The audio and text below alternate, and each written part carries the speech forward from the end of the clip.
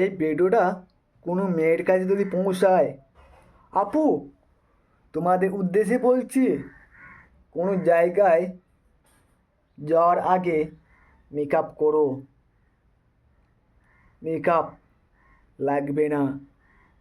ছেলেরা তোমাকে ভালো বলবে, সুন্দর বলবে, এই কারণে তো।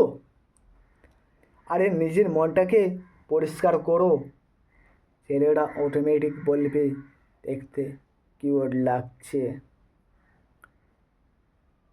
আর মেকআপ তো পানি দিলে তুলেই চলে যাবে, কিন্তু মনটা কে তুলে কি পরিষ্কার হবে? মনটা নিজের কাছ থেকে পরিষ্কার করা দরকার।